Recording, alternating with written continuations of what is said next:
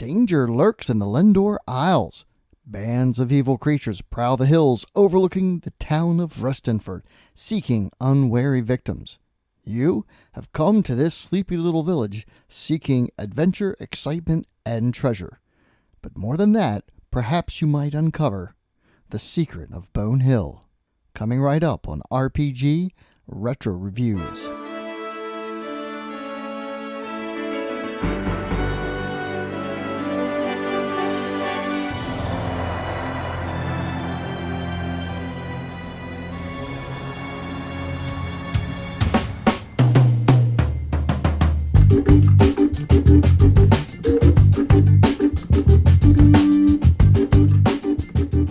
Hello everyone, I'm Captain Courageous and I review old school modules and games and try to give them a fun and informative analysis.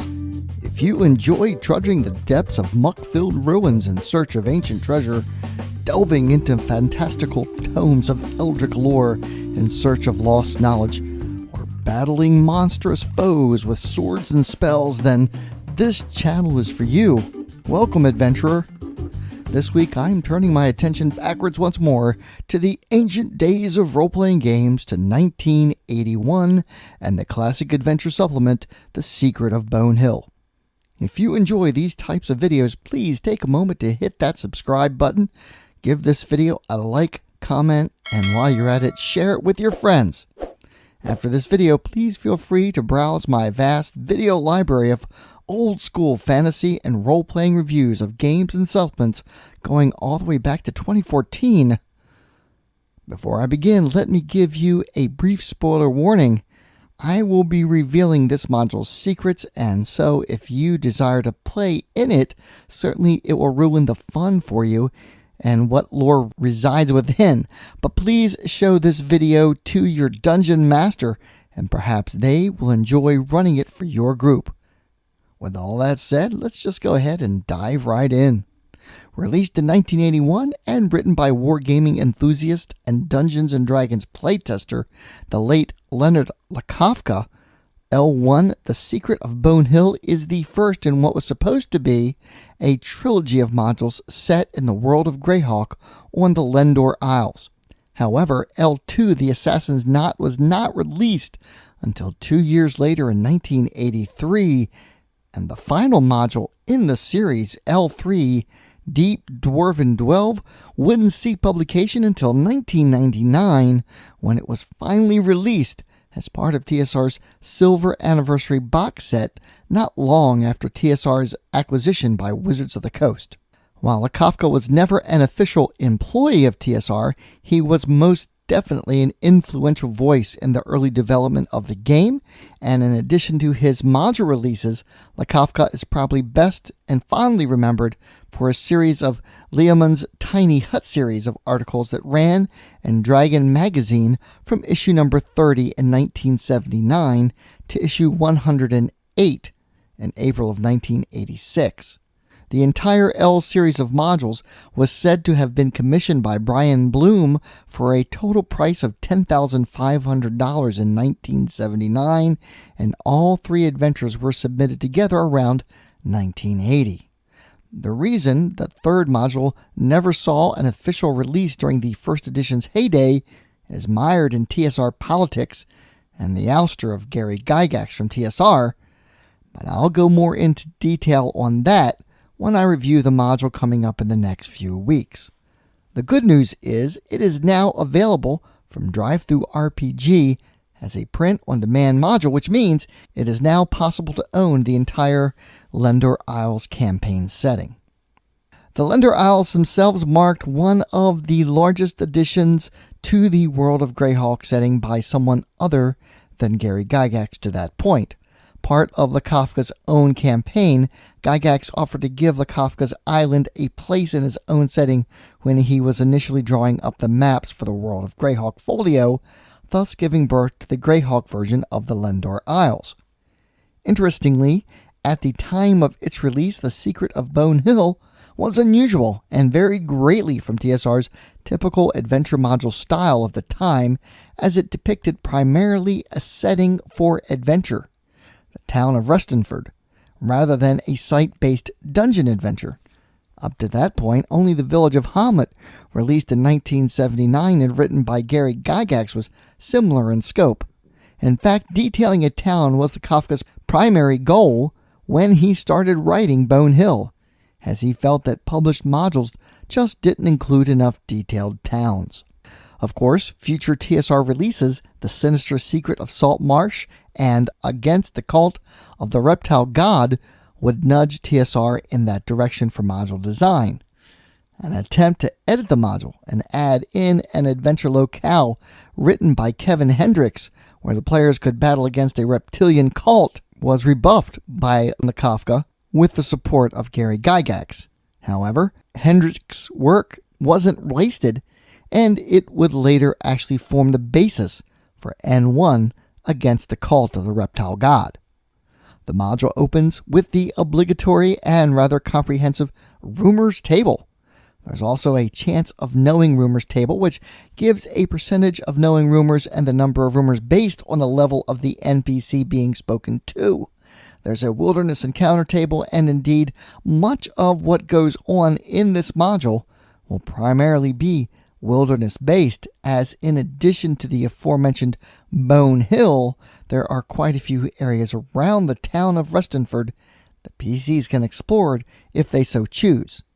Keep in mind, there is no overarching plot in this module. That is all left to the DM to craft, though the castle at Bone Hill and the ruined guard station are areas provided for exploration.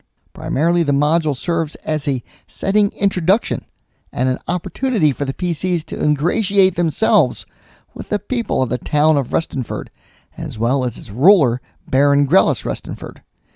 If you are planning on running the follow-up module L2, the Assassin's Knot, the better off you'll be if you can get your group to integrate into the town, make a positive reputation for themselves, and perhaps even becoming guests and friends with the Baron's family and those NPCs and their immediate lines of contact. This is absolutely a large old-school style sandbox. The PCs can pretty much go and do as they will, which is great with some groups and not so much with others. If your group are self-starters, then this will be right up their alley. However, if your group needs more motivation to begin exploring, you may have to nudge them here and there using the many NPCs provided in the module. I am not a fan of this wilderness map. I always found the contour lines on these black and white maps a bit confusing and busy looking. Fortunately, a little Google Foo will reward you with some great color maps that have been well done by fans over the years. As you can see by these two maps, rendered using Pro Fantasy software by a user named Dak. This is great if you are using a virtual tabletop, but these can also be printed out. The town of Restenford and Restenford Castle itself is extensively detailed and will provide an excellent base of operations and a place to rest and return after what will surely be many excursions and forays to the dangerous hills beyond and around the town. Each of the various buildings are given significant detailed descriptions, names of the NPC residents, their statistics, the names of the businesses, and what PCs might find useful there. The Baron's castle is also given great care.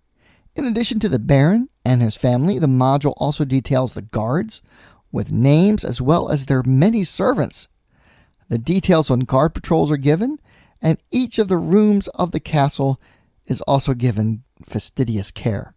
In town, there is also the burnt out guard station, which is also a great adventure locale for low-level characters. The rumors of giant rats, essentially ignored by the town guard, provides a great avenue for the PCs to improve their skills, and provides a service to the town by uncovering the evil within and more. Also covered in details with maps is Falco's Tavern, the Inn of the Dying Minotaur, Tavern of the West Wind, and the home of Peltar, a prominent local wizard in town that can easily be the source for new spells and whom will feature prominently in the follow-up module the Assassin's Knot. It's really amazing what they managed to pack into 28 pages in those days, isn't it? Getting a copy of the original module off eBay is not hard, as the module is widely distributed and the price ranges from around $15 to $40-ish, depending on quality and completeness.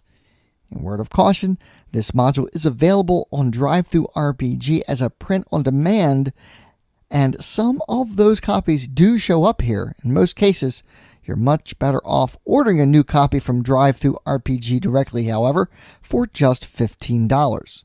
Note also, I believe today is the last day that you can get this on sale for $12.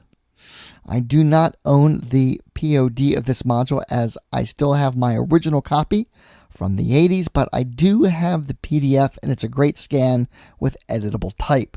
There are some reviews of the POD online and on YouTube, and apparently it's really nice, thick paper, and well worth the cost. The front cover art of this module is by Bill Willingham, while the back cover depicting a rather intimidating looking Hydra is by Earl Otis. Interior art is by a cadre of classic TSR artists David S. LaForce, Earl Otis, Harry Quinn, Jim Rosliff, Stephen D. Sullivan, and Bill Willingham. So, let's go ahead and take a look at L1, The Secret of Bone Hill, on my D20 scale of style, presentation, and value. The style here is classic 1980s trade dress. The cover art of a sorceress casting lightning bolt on another magic user and reducing them to a skeleton is by Bill Willingham, and rather iconic, though the character levels for the module suggest they will not be able to cast lightning bolt. Perhaps this is another spell? What are your thoughts? Let me know in the comments. The back cover depicting a Hydra by Earl Otis is great, but there's no Hydra in this module either.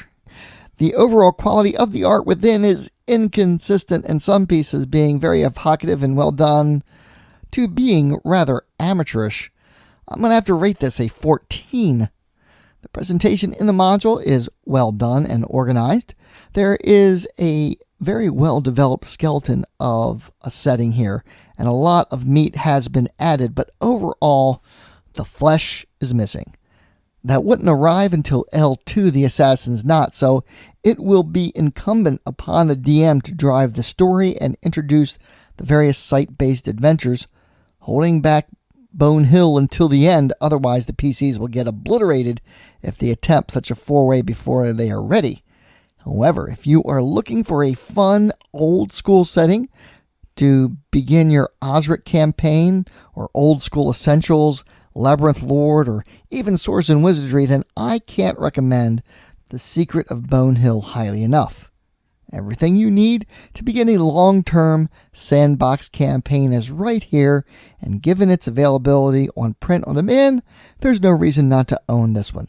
I'm going to rate it a 16. Finally, let's talk value. For the price of the print on demand, it's hard to go wrong here.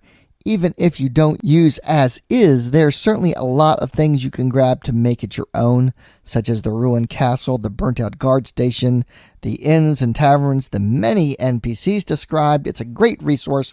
I'll go ahead and rate this an 18. And that brings my overall rating for L1, The Secret of Bone Hill, to a 16. Very good. Thank you all so much for watching. I hope you found this review fun and useful. And of course, if you haven't already figured it out, I'm going to do a much requested review on the Assassin's Knot and Dwarven Deep Delve, as well as a review of the Return to Dark Tower board game. As always, I want to thank my patrons without whom these videos would not be possible. Please give this video a like, comment, and share. Check out my Facebook page, RPG Retro Reviews, and consider becoming a patron yourself. Or alternatively, you can just leave a tip in my PayPal tip jar. And as always, my friends, may your D20 roll true and game on.